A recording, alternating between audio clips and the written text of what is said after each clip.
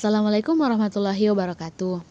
Hai guys, saya Sri Ayu, mahasiswa Institut Agama Islam Negeri Parepare. Nah, kali ini saya akan membahas tentang komunikasi antar budaya. Apa sih itu komunikasi antar budaya? Jadi, sederhananya, komunikasi antar budaya itu adalah pertukaran informasi yang terjadi antara dua orang atau lebih yang berbeda secara budaya. Tetapi seringkali selama ini, perbedaan budaya selalu dikaitkan dengan perbedaan suku atau etnis saja. Padahal perbedaan budaya atau komunikasi antar budaya itu bisa terjadi antara dua orang yang berbeda secara jenis kelamin, misalnya laki-laki dan perempuan, atau perbedaan secara pekerjaan, misalnya komunikasi yang terjadi antara petani dan nelayan, dan perbedaan-perbedaan lainnya. Nah, kenapa kita perlu tahu dan memahami komunikasi antar budaya?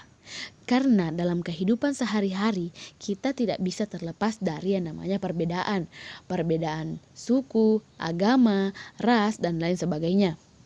Tidak dapat dipungkiri bahwa perbedaan-perbedaan tersebut bisa menjadi hambatan dalam komunikasi antar budaya. Jika tidak bisa menyikapinya dengan baik, maka akan berujung pada kesalahpahaman. Nah, dengan mempelajari komunikasi antar budaya, kita bisa tahu dan insya Allah mampu menghadapi perbedaan dan mengatasi hambatan-hambatan komunikasi. Kemudian, komunikasi antar budaya pada hakikatnya dapat menciptakan keselarasan dan kebersamaan. Selain itu, dapat saling memahami sisi-sisi perbedaan antara individu. Hal itu pun sering terjadi di Indonesia, karena Indonesia merupakan negara yang memiliki ragam budaya, dan perbedaan inilah yang harus didukung, dipelihara, dan dilestarikan. Kemudian, komunikasi yang efektif akan terjadi manakala kita memahami berbagai unsur yang menyokong kegiatan komunikasi. Nah, unsur yang pertama yaitu komunikator atau manusianya.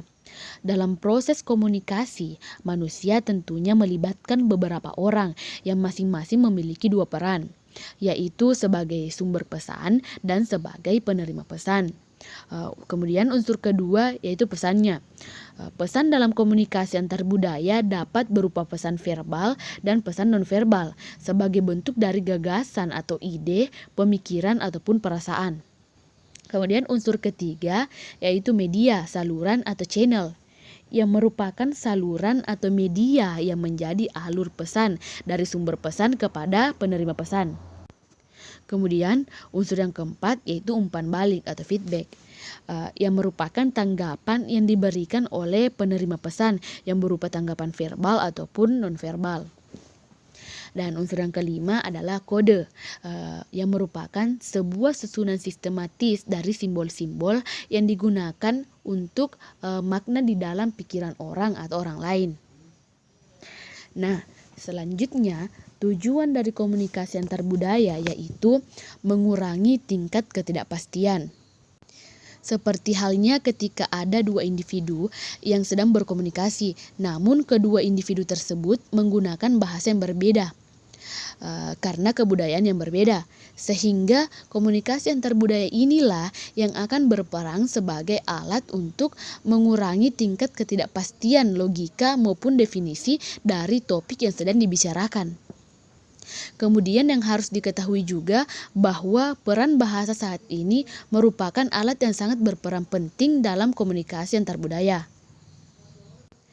Contohnya, orang pesisir yang memiliki pola hidup keras kerap kali berbicara dengan kencang, sehingga dapat membuat orang salah mengartikan. Pikirannya orang tersebut sedang marah-marah, padahal sebenarnya tidak, sehingga keberadaan bahasa disinilah yang paling diperlukan. Dengan menggunakan bahasa Indonesia atau bahasa kebangsaan, maka salah paham akan menurun dan perlahan menghilang, karena bahasa sendiri yang dapat memilih mana marah, senang, dan sedih, karena bahasa merupakan simbolik dari rasa. Nah, kemudian yang terakhir, cara meningkatkan efektivitas dalam komunikasi antar budaya, yaitu yang pertama, Sadarlah bahwa masing-masing dari kita ini memang berbeda. Berbeda itu biasa. Kedua, jangan terlalu cepat berpikir sampai menimbulkan prasangka buruk. Ketiga, ingat bahwa yang namanya makna pesan itu ada pada orangnya, bukan pada gerak-geriknya.